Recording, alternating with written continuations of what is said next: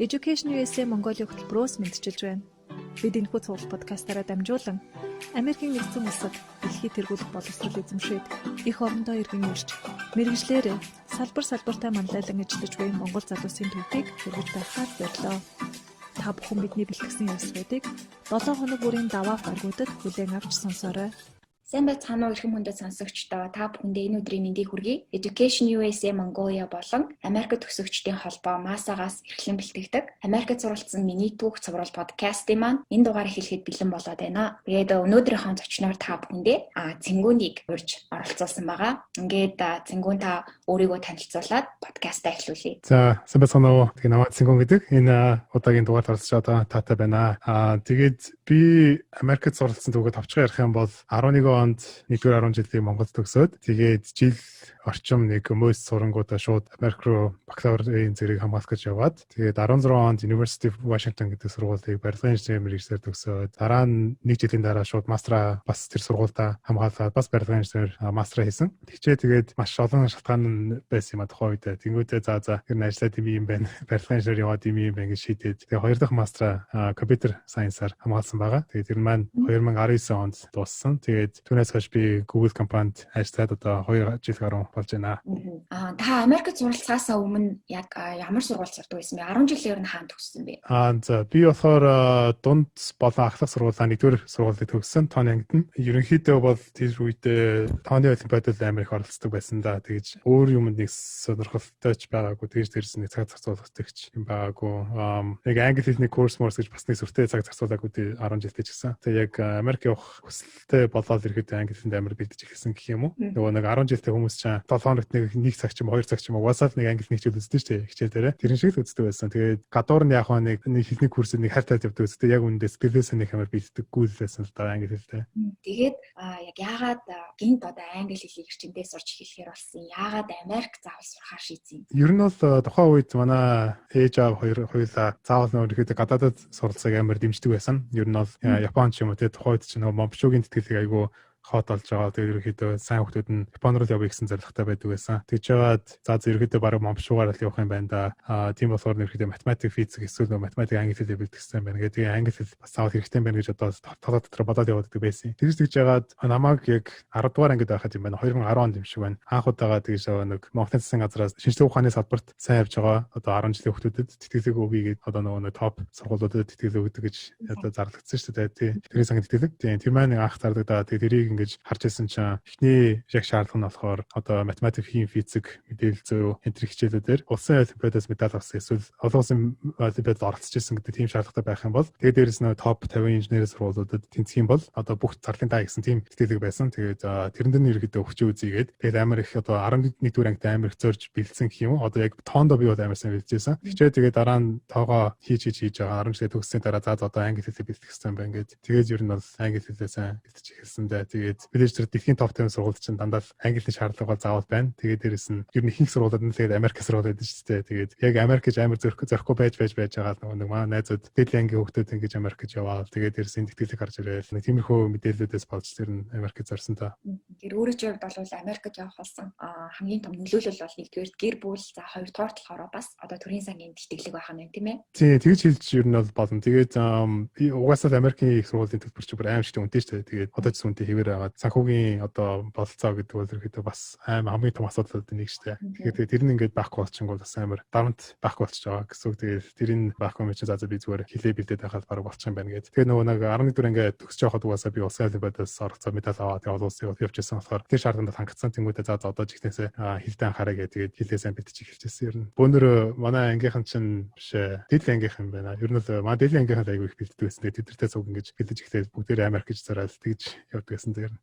За тэгвэл одоо ингээд дэлхийн шилдээгчтэй сургуулиудад дэлхийн тулд мэдээч англи хэлний одоо стандарт шалгалтууд байдаг. Эдгээр одоо шалгалтуудын босго хоног давах шаардлагатай болдог. Тэгэхээр энэ босго хоног давахын тулд ер нь шалгалтандаа яаж бэлддэг байсан? Ямар сахилга баттайгаар эсвэл ямар цагийн хуваар гаргаж ер нь яг яаж бэлддэг байсан бэ? Ямар бэрхшээл тулгардаг байсан бэ? Тэгээ тэр болгоныг ер нь хэрхэн давдаг байсан бэ? За одоо угаасаа танаас сонсогчд чинь бичил аваад өгдөө тий Америкт сургууль тэнцгийн тулд нөгөө нэг гадаад оюутнууд бол TOEFL шалгалт өгөх ёстой. Тэгээд дээрэс нь SAT ACT-г бол хүн болгох хэрэгтэй тий орж байгаа. Тэгээд тэрийг өгөөд тэр хоёр шалгалтны дүн мэдээж сайн байж тэрхээдээ сургуультаа орно. Тэгээд миний хувьд болохоор тэр хоёр шалгалт бол хоёулаа л хэцүүсэн. Тэгээд TOEFL-д болохоор яг хүмүүс ингэж яриад байдیں۔ Нөгөө ACT-д бэлдэж байхад бараг TOEFL ингэж аяанда зүгээр сайн болчихно гэх юм уу. Гэтэ тэгээд тэр бас яг жоохон буруу юм шиг санагдсан. Харин яг TOEFL-д шалгалтанда цаг зах зээлтнаа заавал хэрэгтэй юм байлээ. Яагаад гэвэл нөгөө тэр чинь нөгөө нэг сонсол болон одоо ярианы хэл энэ тэрийг шалгадаг учраас тий. За яг бичих болон уншилтын нөгөө нэг SAT-д бэлдэж байгаа бол хийждэг юм байгаас тий. Гэтэ одооны үед чинь нөгөө юу болсон биз дээ. Эсэ бичдэг нь бүр байхгүй болсон бол юу вэ? Би өөрөө сайн мэдэхгүй байна SAT. Тийм болохоор бүр яалтч TOEFL дээр бол эсэ бичиж байгаа болохоор тэгээд тэрэндээ ч гэсэн бэлдэх хэрэгтэй бас хараад. Тэгээд бүгдэндээ л ер нь амар бэлддэг байсан. Тэгээд нөгөө нэг Монгол оюутнууд чинь нугасаа хамгийн их нөгөө тулгамдсан юм чинь нөгөө үг зээжлэх асуудал байдаг шүү дээ. Одоо тухайд чинь SAT-д нөгөө нэг үгний лист гэдэг амар мянга үгнүүд гаргаад ирсэн. Тэгээд тэрийг ингээд нэг тачиг нэгээр нь цээжлээ. Айгүй их цаг тэгээд дээрэс нь хөдөлмөр орж исэн. Гэтэ яг хүндээ тэгж бэлдээд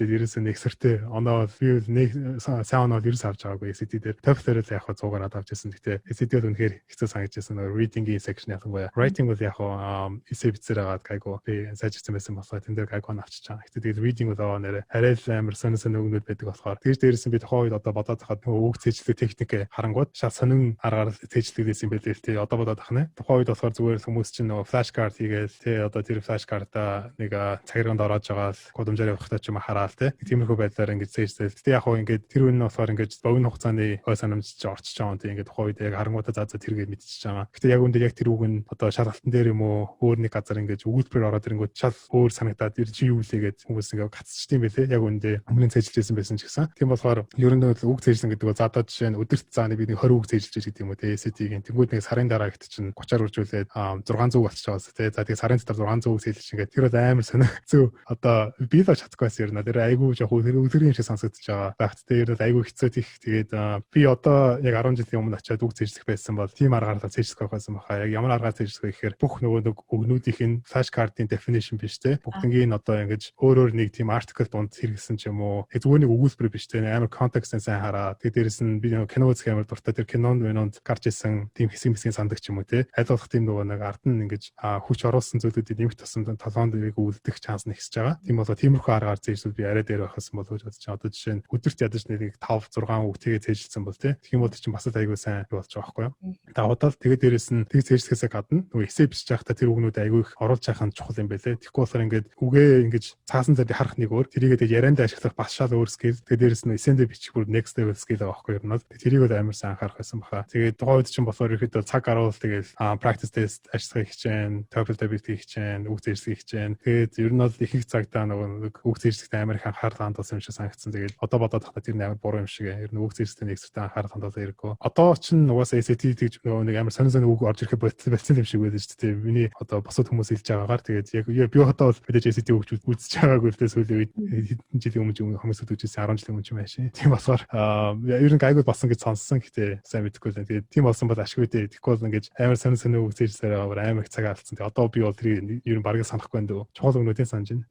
Өөрийнхөө туршлагатаар үндэслээд бас хэрхэн шалтандаа үр дүндээ бэлтгэх үү, заав хэрхэн цээжлэх үү гэдэг дээр бас айгүй чухал үр дүндээ зөвлөгөө өглөө гэж бодож байна. Яагаад тэгэхээр нөгөө манай подкастыг төлөхөө 10 жилийн сурагчид яг одоо Америкт сурахаар өөрсдөө бэлтэж байгаа, шалтандаа бэлтэж байгаа сурагчид сонсдог учраас бас энэ зөвлөмж айгүй үнэтэй санагдах байх гэж би бодож байна. За өөрийн чинь хувьд болохоор Америкт бакалавр болон магистр аль аль нь хийсэн байна тийм ээ. Тэгээ магистра хийхдээ бүр хоёр өөр мэргэжлэр магистра хийсэн байна. Тэгвэл яг энэ Америкт бакалавр болон магистраар сурахад юу яг ямар ялгаатай байдгийг, ямар одоо сайхан талууд нь юу байд юм бэ?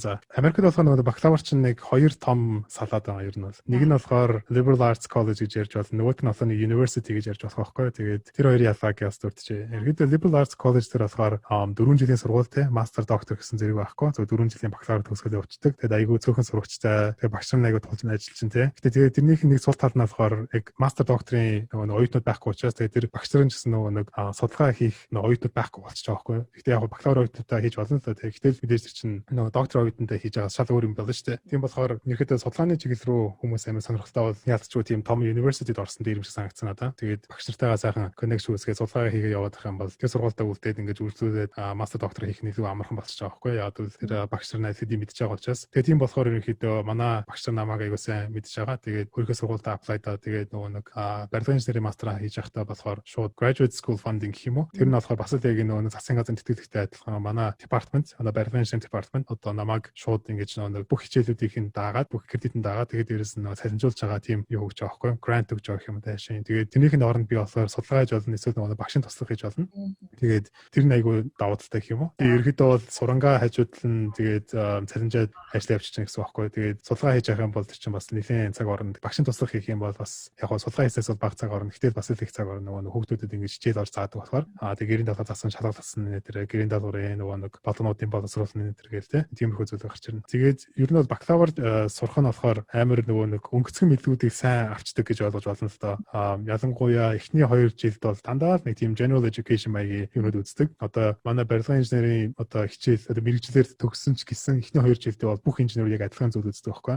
Тэгээд 3 4 курсээс айгүй гүнзгийр явцдаг. Тэгээд 3 4 курстэй гүнзгийрч байгаа ч гэсэн бас л тийм амар сайн гүнзгийрч чаддаггүй. Тэгээд ихний сургуулиуд ямар гэдэг вэ гэхээр 4 курст оронгууд нэг тийм 400 болон 500 левлийн хичээлүүд ингээд цогтой орчдөг гэх юм уу. Тэрний үгс үг вэ гэхээр одоо би 4 курстэй байхдаа одоо мастрын хичээл авч ийн гэсэн үг байхгүй юу. Гэхдээ тэр нь яг үнэндээ мастрын оюутнууд болон 4 курсын оюутнууд хоёулаа хоорондоо зэрэг авдаг хичээл байхгүй юу. Тэгээд 4 курсын оюутнууд авахдаа арай жоохон хөнгөн авна. Нөгөө даалгавар малгын арай жоохон бага, шалгалтын дээр нь арай жоохон бага асуудал ирнэ те. Тэгэхээр нөгөө мастрын оюутнууд нь бас тэр адилхан хичээлийг авч байгаа. Гэхдээ аюу жоохон гүнзгийрээд авчиж байгаа. Тиймэрхүү зүйл болж байгаа. Тийм болохоор хэрэв тийм хичээл авч чадах юм бол ингээд амар нарийн гой гой хичээлүүд авч чадчих байгаа. Тэгээд liberal arts college дээр болохоор тиймэрхүү хичээлүүдийг авч чадахгүй гэсэн үг шүү дээ нэгсэн доо. Тэгээд тийм болохоор ерөөхдөө 4 курсээр байхдаа аль болох тийм хичээл байвал ер нь л хэрэг авч байгаа юм зүйтэй. Тэгээд би 2 их сургууль байхад хоёулаа тийм хичээлүүд байсан. Бакалавр оюутан ажилласан авдаг, мастер оюутан ажилласан авдаг. За тэгээд мастерд болохоор чинь ер нь л нөгөө нэг хичээл хийх арга барил интернетийн тогтцсон хүмүүс орох систем гэж санагдсан л да. Би болохоор нөгөө нэг 4 курсээ төгсөж байхдаа за ер нь бол гайгүй байна те. Одоо нөгөө ангитай хэрэг яаж байгаа мэдж байгаа. Ranked орж байгаа гэх юм аа би бол ангиасаа топ хийдэж байдیں۔ Те. Тийм их хүний төвшингээ авчдаг шүү дээ хүмүүс чинь. Тэгж бодоол те. Нэг сайхан амар мундаг юм шиг төсөөлөл. Тэгээд би нөгөө нэг мастертаа орсон чинь бүр шал өөр болчихсон юм байлээ. Тэр болохоор яг л нөгөө нэг нэгдүгээр курст орж байгаа юм шиг мэдрэмж дахиж авдаг гэх юм уу. Ягаад гэвэл нөгөө манай сургууль чинь бас гайгүй топ юм болохоор маш олон бусад сургуулиудын сайн хүмүүсд нь орж ирж байгаа байхгүй юу. Тийм болохоор тэгээд эхний өдрөө шууд ингээ ялгарч байгаа юм чинь. За угаасаа би 4 курстэй байхдаа топ байсан ч гэсэн одоо ингээ мастрын эхний курст орсон чинь одоо топ байхаа болсоор юм уу. Нэг тиймэрхүү нэг өөрийгөө бусад хүмүүстэй зүрхсэн тиймэрхүү шоконд орд юм байлээ. Тэгээд яг хаа тэгсэн ч гэсэн зүгээр тэгээд сайн хичээлээ сараа тэгээд буцаад тийшээ гараа явчихсан гэсэн. Тиймэрхүү шокноос бол нэг эхний семестртээ бол гарч байгаа. Тэгээд ерөөдөө мастерд сурж байхад чинь онлайн хичээлүүд бол нэлээд гүнзгийрч орж байгаа. Ер нь амар хэцүү санагдчихсан. Ер нь бол яг би тухайн үедээ болохоор 3 курстэй байж хата за ерөөдөө энэ миний амьдралын баг хамгийн хэцүү мөч байна да. Тэгээд одоо тэр үед чидээс 21-т байсан юм уу. Тэгж яхтаа 21-т яхтаа за энэ болсоо инээс хэцүү байна гэж үгээд юм уу ингээд. Тэгээд 4 курстэй орсон. Тэгээд 4 курстэй ч гэсэн за одоостой чинь инээс хэцүү гэж үгээд тийм бакалавр чинь төгслөө одоо ингээд диплом хамгаалалт гэж ярьдэн шүү дээ монголчууд. Тэр мэрээ үеийг бодонгоо за одоо инээс хэцүү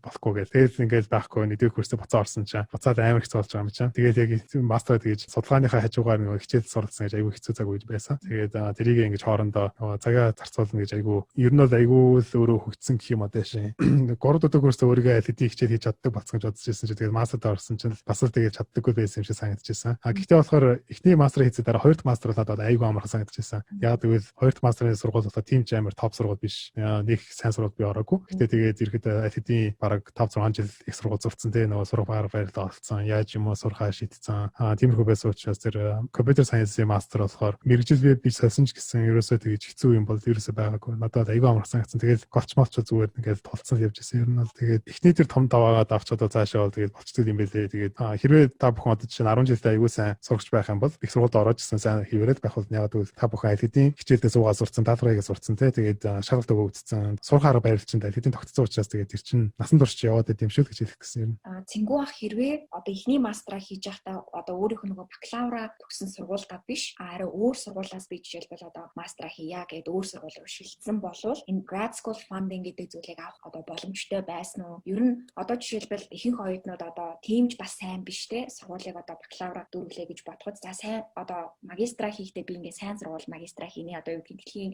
шилдэг сургуулиудад мастра хийнэ гэсэн төлөвлөгөөтэй байлаа гэж бодоход одоо өөр сургуульд ингээ мастра хийлээ гэхэд тэтгэлэг авах яг хэр боломжтой байдгийг яг багштай туслаад ингээ судалгаа хийгээд хажуугаар ингээ суралцах тэр боломж ер нь өөр сургуулиуд бас хэр байд юм болоо. За наач амар сайн асуулт байна. Тэгээд за би ерөөхдөө жоохон юу ячаа статистикийн ярьчих л да. Тэгээд хальт манай яг үед ямар байсан. За намайг мастерд ороход чинь 2017 оны намар. Тэгэхэд би нөгөө нэг сургуулиасаа фандинг авсан шүү дээ. Тэгэхэд надтай цуг авч ирсэн нэг 8 9 эсвэл за нэг 10 хүүхдээсэн баг ер нь бол. Тэгээд тэр чинь ингэж 10 хүүхд авсан. Гэхдээ яг орсон хүүхдүүд хүүхдүүдийн тоо гэх юм бол бараг л 60 70 хүүхэд байсан байхаа. За 80 ч юм уу. Тиймэрхүү мастер оюутнууд ирж байсан. Тэгэхээр ч ирэхдээ за нэг 60 70 хүүхдээс 10 авч ингээд чинь юу юм нэг за нэг топ 15% авч байгаа зү тэтгэлгийг.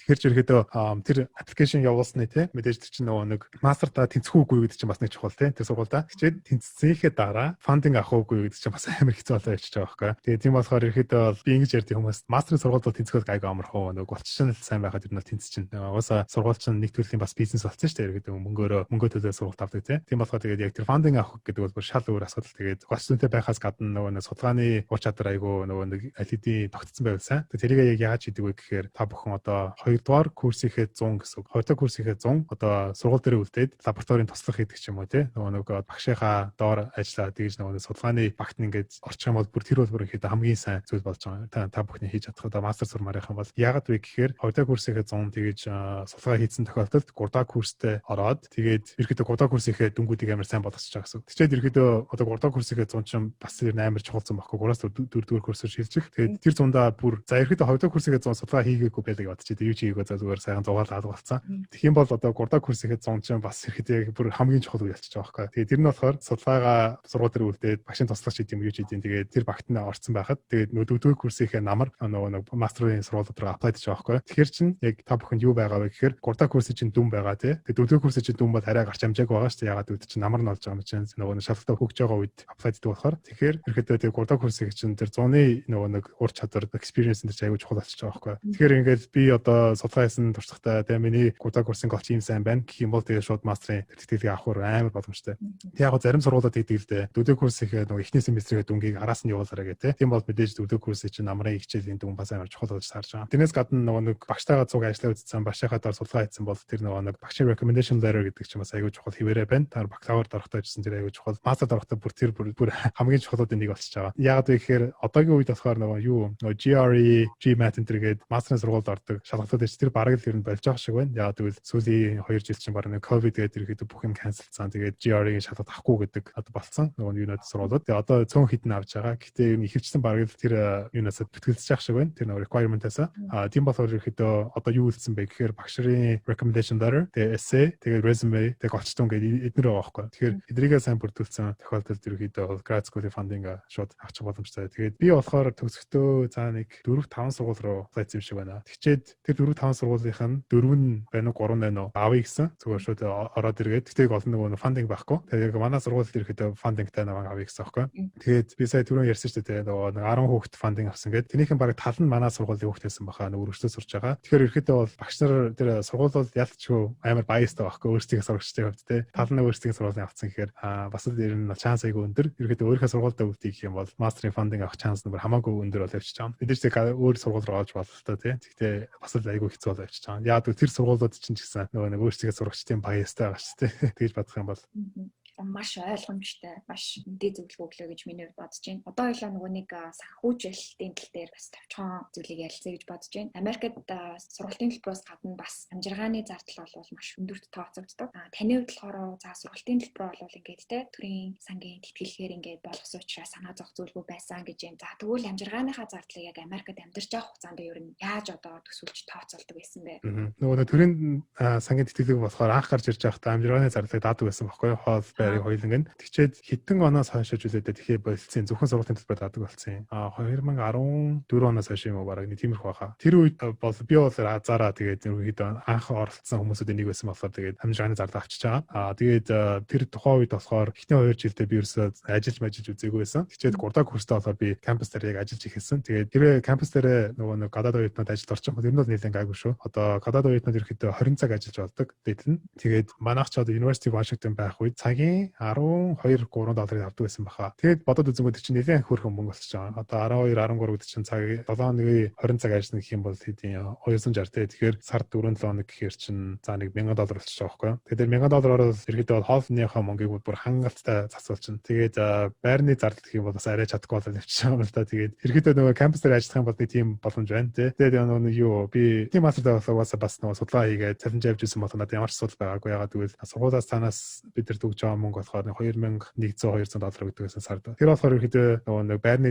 мөнгө болон хоолны мөнгө бүр хангалттай. Оюутан хүнд бол тэр бол ямар ч асуудал байхгүй. Дутагдсан гэсэн юм бол байхгүй. Мэдээж амар чинэлэг амьдарч чадахгүй л те. Гэхдээ тэр нь бол дутагдсан гэсэн юм бол байхгүй. Тэгчээд би нөгөө нэг 2 дахь мастер дээр болохоор тийм нөгөө фандинг ерөөс авч чадаагүй. Яагаад гэвэл угаасаа тэгээд бодоод үзэнгөө те. Би мэрэгжил сольж байгаа. Яг судалгаа хийсэн туршлага байгаа. Гэхдээ би ямар ч байсан компьютер сайенс энэ төрөж мэдэхгүй шүү дээ. Тэр хүмүүсэд яваад. Тийм болоод тэгээд надад фандинг өгнө гэдэг бол арай жоохон сонин асуудал ч тэр нь ямар ч үнцгээр харсан. Тэгтээ би юу яасан? Судалгааны ажилтан болж орсон сургуультай. Тэгээд тэр судалгааны ажилтан болж оронгууд чинь сардаа $1000 бол авч ирсэн байгаа. Тэгээд минийг бол амьдарч байсан газар аймгүй өртөг багтаа газар байсан байхгүй юу? Тэгээд байр хоол нийлээд бол зааны $800 бол хангалттай багтдаг байсан сардаа. Тийм болоод би бараг ашигтай ажиллаад байгаа юм байна. Нэг тиймэрхүү. Тэгээд бол сургуулийн төлбөрөөр яалтчгүй тэгээд ихний жилдээ болохоор хэрэг тариад даатуулаад тэгээд 2 жилдээ болохоор өөрийнхөө нэг дадлагаар олсон мөнгөө бүгднгийн шууд сургуулийн төлбөрөөр зарцуулсан. Би ч 2018 оны 100 болохоор Google дадлага хийсэн байхгүй. Тэгээд тэр мөнгө бүгднийг хадгалаад тэгээд дараа жилийнхээ сургуулийн төлбөртөө зарцуулсан. Тэгээд ерөөхдөө бол яг нэг жилийн сургуулийн төлбөрийг яг ихнээсээ авсан. Гэтэ амьдралын зарлал ерөөсөө аваагүй. Дандаа сургуулийн төлбөрөөр авч ирсэн. Тэгээд сургууль дээр ажиллаж чадах юм бол ер нь бол гайгүй болчих байхаа миний бодлоор ихэнх газар. Гэхдээ байсан ч гэсэн ядчил тэр байрны мөнгө эсвэл хоолны мөнгө аль нэг нь чөлөөтэй даачин ер нь бол.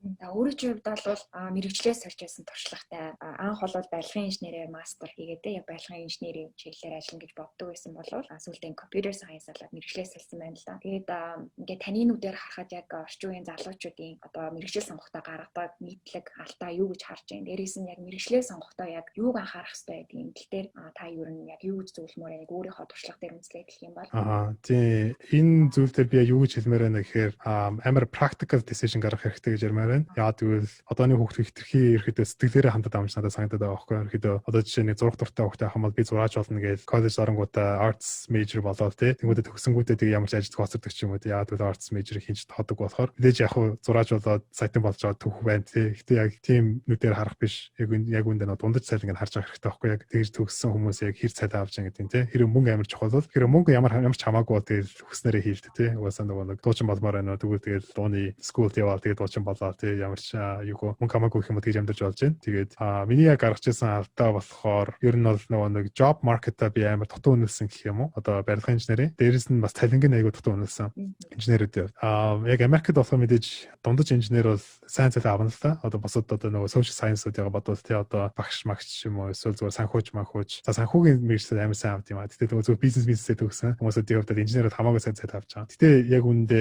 юу бол тэрнээс сайн цалин авч байгаа мэргэж бас зөндөө байгаа байхгүй юу. Ерөнхийдөө миний одоо барилгын инженераас ахуулаад би барилгын инженераас дэшээ. Тэгээд явж ерөнхийдөө бол миний төгссөн мэргэжил Америкт болохоор айгүй юу бас таарсан л да. Инженерүүдийнхээ хувьд бас л айгүй муу цалинтай бас таарсан л да. Бараг мастер төгссөн манай өрөөний хүүхэд чинь манай анги байсан манай өрөөний хүүхэд. Тэгээд тэр чинь надад зөв мастер төгсөө тэгээд $60,000 цалинтай юм уу жилийн. Тэгвэл одоо Монгол мөнгөөр шилжүүлэнгүүд чинь амар гайгүй болж байгаа юм л та. Гэхдээ яг үндэ одоо Сиэтлд өртөг өндөр болохоор $60,000 цалин бас ч тийм сайн цалин биш. Тэгээд дээрэс нь тэрнээс сайн цалин эхэлж байгаа мэргэжил зөндөө байгаад байгаа байхгүй. Тэрнэр ихэд амар алдаа гарсан гэж бодож байна. Яг би одоо яг та нарт асуусан чинь юу гэж хэлэх вэ гэхээр төгсөөд яг тэр мэргэжлийнхээ дундаж цалингийн сайн хараарай тий. Тэгээд дээрэс нь мэргэжлийн чинь нөгөө эргэлт нь хэрэг байна гэдэг бас амар сайн тооцох хэрэгтэй. Мэдээж цалин чинь угаасаа эргэлт нийлүүлэлтээс хамаарч бүх юм тодорхойлогдож байгаа шүү дээ тий. Тийм болохоор тэгээд яг хаана очиж ажилламаар байна тий. Одоо жишээ нь Нью-Йорк ажилламаар байх юм бол Нью-Йоркд дундаж цалин ямар байна гэдгийг сайн хаар. Тэгээд дээрэс нь нөгөө төгссөн оюутнууд тий. Сургуулийнхаа төгссөн оюутнууд яг хэдэн хувь нь ажилд ордын ч юм уу тий. Тиймэрхүү статистик байвал тэрийгээ сайн харж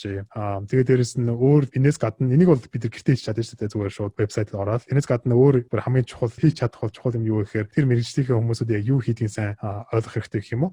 Би бол тухайн үед бол барилгын инженер гингүүд за барилгын инженер болчих гайгүй байх гэж бодоод нөгөө нэг юу утсан аахгүй юу. Та нөгөө барилга дээр нэг каск дүүцэн нөхдүүд тэгээд нэг газрын зураг хараад тий. Тиймэрхүү юм гэж төсөөлж штэ хүмүүсүүд. Яг үнэ тийм биш байхгүй юу. Барилгын инженер болохоор ихэд цэвэр баг офс ээж байгаа байхгүй. Миний яг сонгосон мэргэжил болохоор тэр нь болохоор нөгөө нэг барилгын яг тооцоолтыг гаргадаг гэх юм уу. Одоо жишээ энэ хан хэрэг зузаан байх хэвээр энэ тааз хэрэг зузаан байх хэвээр тий. Тэгээд тиймэрхүү тооцооллыг хийгээд энэ одоо газар хөдөн тесвэртэй байх хэвээр юм тэргээд тэгээд зураг мөрөг зураад тий. Тийм мэргэжил байгаа байхгүй. Тэгээд ерөөхдөө компьютерүүдээс харсаар агаал тэгээд товчтараад болцдог мэргэжил байгаа. Тэгээд тэрийг бол би юусэн мдэггүй байсан. Анхандаа шал өөр юм төсөөлжсэн. Тэгээд уг нь бол 18 настай хүүхд гэхэд тэрийг бол аль хэдийн тооцол байх хэвээр гэж бодоод байгаа байхгүй. Тухайн үед тэгэхээр тийм биштэйсэн байгаа учраас бас жоохон байж тээ би нэрэ. Тэгэхээр компьютер сайенсийн хувьд болохоор ерөөхдөө юу хийх нь аягүй тодорхой байдаг. Яагаад гэвэл баг нэгдүгээр курстэй хүмүүс оронгуудаа кодингийн хичээл аваад тэгээд тэр кодингийн хичээл чинь яг ажилтдаг арангуудаа хийдэг зүйл байгаа байхгүй. Одоо жишээ нь энийг өөр юу гэж зөвлөх вэ гэхээр за математикийн багш болж байгаа хүмүүс гэж бодъё те. Тэгэх юм бол нэгдүгээр курстэй ороо математик хичээл авна. Тэр хичээлэл тэгээд эргүүлж зааштай сурагчид руу. Тийм болохоор яг амар практикал авах нэгдүгээр нэгдүгээр курсээс авахулаад тэгэхэд болохоор барилгын инженер бол нэгдүгээр курсээ орсон хичээл ерөөсөө ашиглахгүй. Ягаад гэвэл зүгээр ихний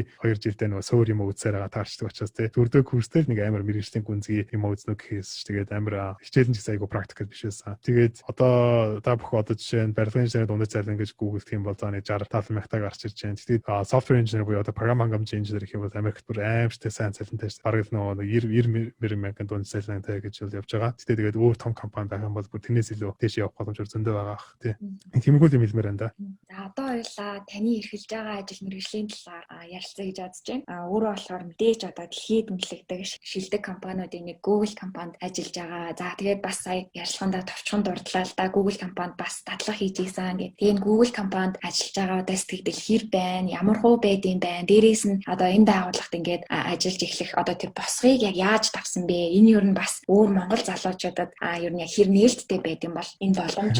За хүмүүс ерөөсөө мэддэг байхгүй яг манай компани яг ямар том ямар их зүйл хийдэг. Тэгээд дээрээс нь ямар гоё яадаг. За тэгээд би сая цалин гэж яриад байгаа тий. Тэгээд Google болохоор ерөөхдөө бараг Америкийн топ цалин өгдөг компаниудын нэг. Ерөөхдөө номер 1 биш ч гэсэн ерөөхдөө топ 5 тав орчин. Тэгээд дөнгөж Калифорниас төгссөн 22 настай тий бакалавра төгссөн хоёутан жилийн бараг $180,000 цалин бол авч чадна. Энэ төгсөөд ямар ч ажилд орсоггүй. Тэгээд та тэр төсөл үзэхгүй тий. Тэр ч одоо хэдэн сая төгрөг юм бэ? За бодъё л та. 500 бараг 500 сая төгрөг тий. Тэгэхээр тэр чинь сарын одоо хэд болж байна? Тэгэхээр сарын 45 сая төгрөг авч яах бодохгүй тий. Ерөөхдөө шууд дөнгөж төгсөөд. Тэгэхэд болдын нөгөө ямар ч туршлагагүй хүмүүс их боломжтой байна. Тэгээд за тэр цалингаас гадна өөр зүйлүүдийг яриад тий. Google болохоор ажилчдаа бол өгж байгаа тэгж нөгөө юу хангамж бүр амар дээд зэрэг. Ер нь Google сайн компани байхгүй тий. За хамгийн гоё жишээ нь болохоор ерөөхдөө өглөөний хоол, өдрийн хоол, оройн хоол бүгдээрээ үнэгүй. Тэгээд дээрэс тэр нь бол буфе байдаг байхгүй. Тэгээд буфе очиос ингэж бүгдээрээ очиж байгаа ингэж хүснээр идэж болно. Тэгээд тийм болохоор ерөөхдөө бол Google ажилд орчаад шууд нэг 5-6 кг бол нэмдэг гэдэг тийм нэг юу гэдэг жок байгаа гэдэг байхгүй. Тэрийг бол ингэж болгочихно. Тэгээд тэр мэдээж хоолнод ерөөсөө тийм нөгөө нэг сонио хоолнод ерөөсөө биш бүгдээрээ тийм органик сайн үнэтэй. Тэгээд дээрэс нь healthy хоолнод байна. Тэгээд өргөн сонголттой. За тэрнээс гадна хоолноос гадна юу гэж байдаг? Давхар болгондоо за нэг 30-40 метрийн зайтай юу байгаа. Micro kitchen гэж ярьдаг. Тэр нь болохоор ерөөхдөө яг хүссэн төрлийн ундаа energy drink, kombucha энэ ч юм уу те одоо тараг мараг ч юм уу, Jim's бүр snack station баггүй ерөөхдөө. Snack mac ерөөхдөө Jim's банан нөгөө нэг самар энэ бүгдээрээ ингэ бэлэн байж дээ. Тэгээд очиод зүгээр аваад бүх юм оочно гэсэн. Тэгээд газ давндаа юу ч гэдэг те. Тэгээд дээрэс нь нөгөө танаа барилгат чинь бас юм уу байж дээ. Үнгүү тийм бар зар бас байж дээ. Тин чинь нөгөө PV юм уу, whisky, vino энэ бүгдээрээ ингэ бэлэн байж дээ. Ер нь бол бүгдээр үнгүү. Миний ярьж байгаа бүх юм үнгүү шүү. Тэгээд дээрэс нь барилга болгондоо бас юу байгаа. За барилга болгондоо цааш ихтэй ерөөхдөө бараг барилга болгондоо массаж нүүрөөтэй байгаа. Тэгээд тэр массаж нүүрөө нь болохоор жилдээ 60 минут бол үнгүү. Гэхдээ ерөөхдөө өөртөө тэгж олон авмаар ах юм бол мөнгө төлөөд массаж аваад иж болно. Тэгээд тэрнээс гадна жим байгаа. Жим бол ингэж хурхаасаагүй битүү байж байгаа. Тэгээд айгүй гоё жимтэй тэрнээс үнгүү. Тэгээд тэр жим дотроо саунтай тэгээд дээрсэн нөгөө уурны өрөөтэй тэгээд өөртөө тэрнээс гадна манай барилгатаа юу байдیں۔ Нөгөө үс застдаг бүр өөртөл байгаа. Тэгээд үсийг чинь шууд.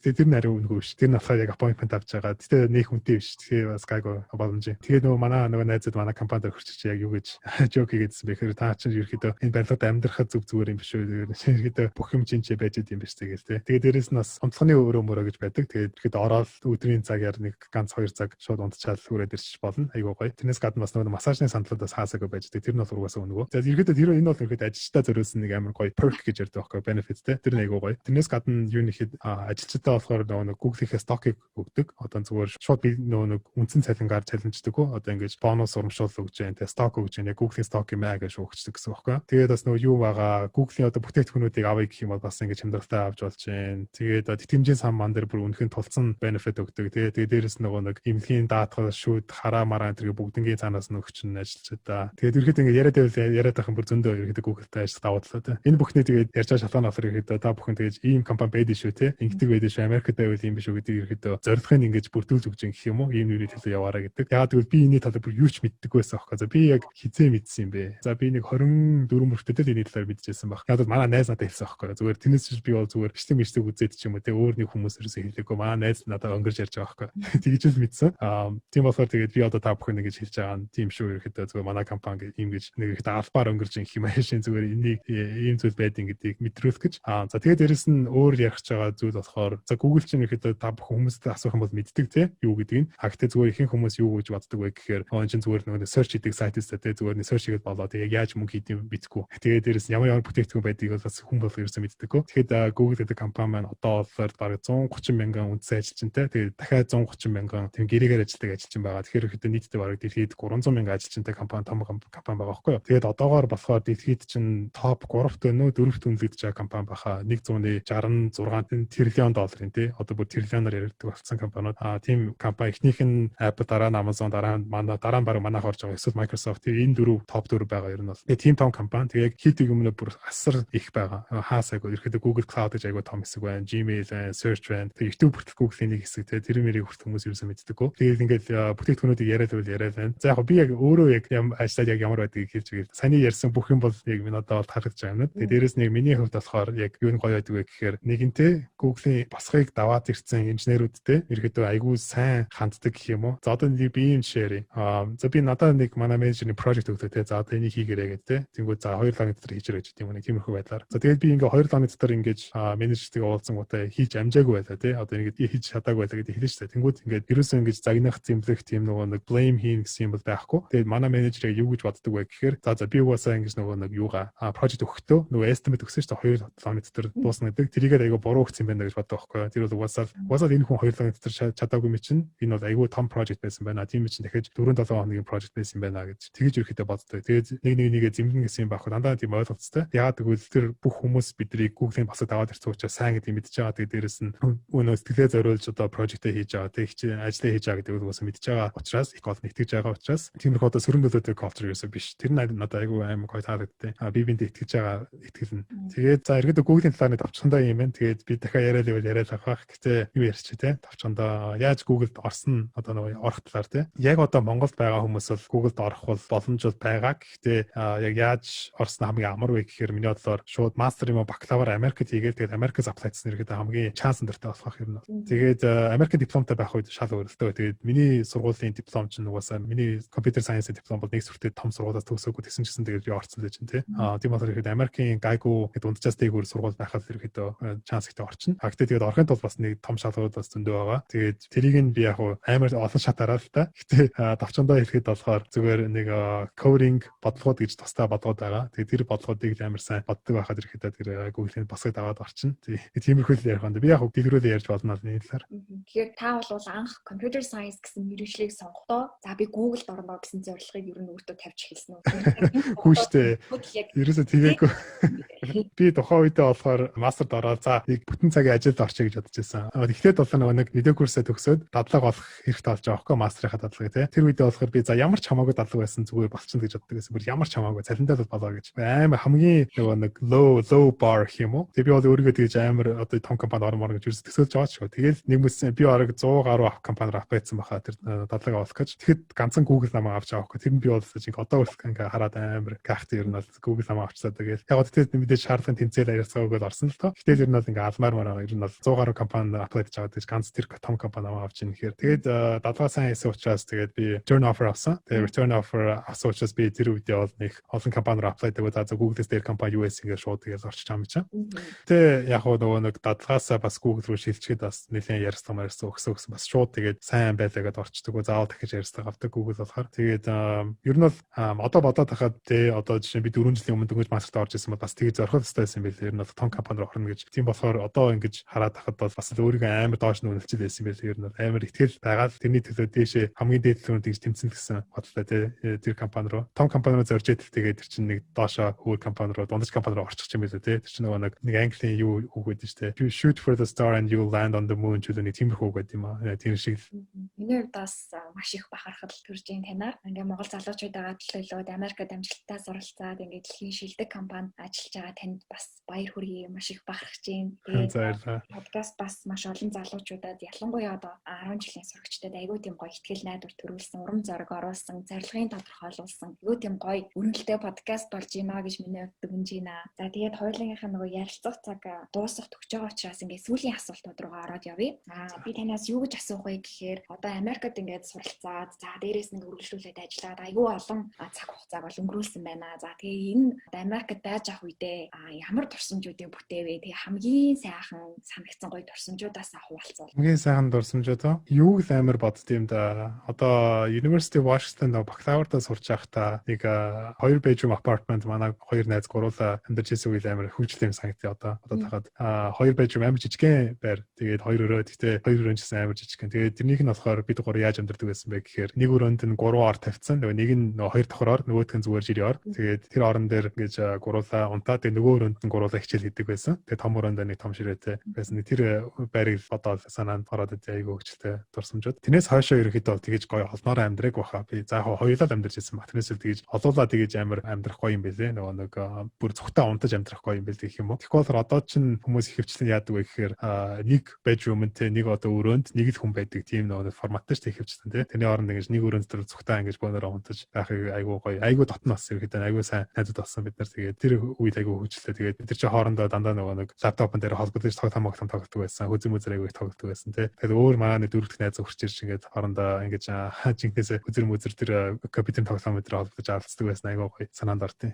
Тэр хэсэг л анда тэгээд найзууд ингэж нөгөө relationship ингэж тогтоосон хэсгүүд айгүй их дурсамжтай. Тэгээд мэдээж яг боловсролын тал дээр тий одоо багш нартайгаа нөгөө нэг relationship үүсгэсэн хэсгүүд ч гэсэн гоё. Гэтэ яг үндэ тэгээд тэр багш нартай чинь тэгээд тухайн үед хичээлээ аваад судалгаагаа хийгээл тэгээд мартчихж байгаа байхгүй. Тэгээд ер нь бол барыг холбогдохгүй шүү дээ хэдэн жилийн дараа холбогдох юм. Барыг тэгээд мартчих юм байлээ тий.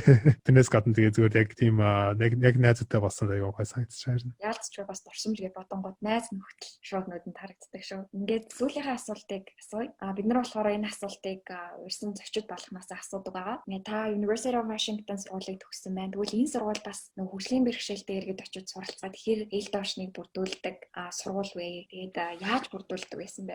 За. Хөгжлийн бэрхшээлтэй оюутан гэхээр яг манай ангид бол тийм хүмүүс байгаагүй. Гэхдээ яг нэг хордоо курст байж хахад натаа цог хичээл авдаг байсан нэг залуу байдаг байсан юм а. Тэр бол нөгөө юутэй wheelchairтэй залуу байсан. Тэгээд ерөөдөө би тэрнээс болж аяг анзаарсан л та. Одоо анзаараад тахад болохоор нөгөө нэг бүх лекцийн танхим руу ороход тийм нөгөө нэг юу гэж байдаг. Нөгөө ramp гэх юм одоо нөгөө шатаар орохгүй зүгээр юм юугаар тий налуугаар ордог. Тиймэрхүү зам бол байгаа. Тэгээд дээрэс нь нөгөө нэг лекцийн танхим болгоны хамгийн урд wheelchairтэй хүмүүс зориулсан тийм спот ингээд байж байгаа байхгүй билээ. Тийм болоо тэр хүн ингээд дандаа ингэж урд цудаг. Тэгээд тийм болохоор ерөөдөө айгүй их тэр wheelchair-ийн хувьд бол бүр ямар ч асуудал байхгүй гэсэн маас бодвол бүр хаанаас ч хаашаа wheelchair орчин. За тэгээд дээрэс нь нөгөө нэг миний нэг анзаарчсан юм болохоор лекцийн танхим нэгээд нөгөө нэг суудал байгаа. Тэгмүүдээ суудал дээр ингэж нөгөө нэг дээрэс нэг доошо буулгадаг одоо дэвтэр бичгэд нөгөө тавцсан гэх юм одоо хаашаа нэг ширээ шиг жижиг юм байдаг штэ. Тэр нь болохоор ерөөдөө хүмүүс ихэвчлэн баруун гартаа учраас баруунаар бичдэг учраас ингээ баруун талаасаа буудаг тий. Тэнгүүд ингээ зүүн гартаа байдаг хүмүүс одоо яах юм бэ гингүүд тийм нөгөө нэг зүүн гартаа нөгөө солгоо байгаа хүмүүс төрөөсөн тийм нөгөө бүр нэг section байгаа байхгүй бүр ингээ зүүн талд нь хамгийн зүүн талд нь байдаг. Тийм болохоор ерөөдөө баруун зүүн хоёр талын гэсэн айгүй их яаж байгаа дэмжиж байгаа. Тэгээд дээрэс нь өөр нөгөө нэг юуго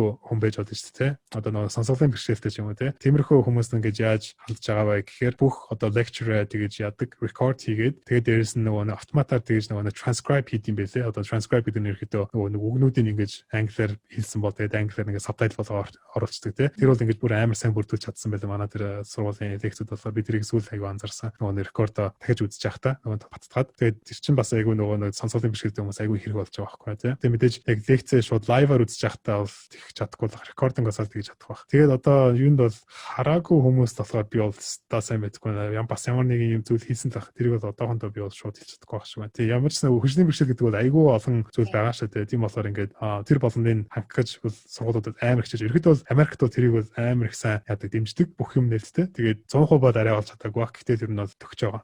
Яа ингээд хоёулынгийнх нь ярилцлага энэ хүрээд өндөрлж байна. Тэгээд Америкт суралцсан түүхээсээ бидэнд хуваалцсан. Зингүү ахта маш их баярлаа. Цаг гарган бас нөхөө подкаст нь оролцож байгаа. Тань маш их баярлаа гэж дахин хэлье. Тэгээ айгүй гоё подкаст боллоо. Ингээд манай подкастыг байнга сонсдог сонсогчид та бүхэндээ маш их баярлалаа. Ингээд дараагийнхаа Америкт суралцсан миний дүүх подкастаар эргүүлцгаая баяртай. Баяртай. За та Америкт ба явах хүсэлтэй залууст ямар зөвлөгөө өгөх вэ? Америкт явах хүсэлтэй залууст болохоор яг vision-ээр амар сайн бодож явж байгаа гэж хэлмээр байна. Яг үгүй гэхээр зарим хүмүүс болохоор нөгөө зорилгоудаа тавьж байгаа шүү дээ. За одоо би чинь Америк явах суралцах хүсэж байна те. Тэгчээд гол нь тэр зорилгоос гадна нөгөө нэг ирээдүйнхээ зорилгоо бас давхар бодож явж байгаа гэх юм уу. Зөвхөн тэгж нөгөө одоо жишээ нь би Корнелийн сургууль тэнцмээр байна, Харвардын сургууль тэнцмээр байна гэх юм уу те. Тэрнээс гадна би одоо Харвардын сургууль тэнцчээд те одоо сургууль амжилттай төгсөөд тэгээ сайн дадлаг хийгээ. Тэгээд нөгөө мундаг компанид одоо мэргэжлэрээ ажилд ороод те тийм нөгөө нэг салбартаа нөлөө болсон бүхий том хүн болмоор байна гэж дараачийн нөгөө нэг алхмуудаа сайн бодож байгаа гэж байгаас хэлмээр байна. Тэгэхгүй болохоор ихэнх оюутнууд одоо болохоор SAT интер бэлдэж байхдаа за би энэ шалгалтандаа сайн өгчих юм бол те. Тэгэх юм бол би баг Америк нөгөө Харвард тэнцэж гээд байна гэж боддог ч гэсэн угаасаа ихвчлээ. Тэрний оронд зүгээр тэ цаадах юм уу юм бас амар сайн давхар ингэж бодож байгаараа л гэж хэлмээр байна. Ер нь тэгээд бодоо тэгээд ambitious байгаа. Тэрнийхээ төлөө тэгээд тийм хатуужил суудсан үе тэгээд нэгдээ л болчтой юм дөө. Ер нь бол би тэр SAT-д ингэж амар сайн бэлдчихсэн үедээ бодгоод амар дурсамжтай байдаг шүү дээ. Ягаад гэвэл нөгөө нэг айгүй их удаан цаг суугаад те ийм сураад сурцсан гэх юм уу? Ийм сурахыг сурцсан. Тэгээд тэр нөгөө process нь ч гэсэн коллежд орож айгүй хэрэг болж байгаа юм чинь. Тийм болохоор тэр зарцуулсан цаг чинь ерөөхдөө бол ирээдүйд гэсэн хэрэгтэй шүү те. Тэгээд тэр мэрийг хэлмээр энэ да. Баярлалаа. Америкийн нэгдсэн улсын засгийн газраас санхүүжүүлдэг Education USA Mongolia хөтөлбөрийн хэрэгжүүлэгчээр Монгол дахь Америк төгсөгчдийн холбоо ажиллаж байна. Та Америкт ихтэй сургуульд хэрхэн суралцах тухай цогц үнэн зөв мэдээллийг үн төлбөргүй авахыг хүсвэл Education USA Mongolia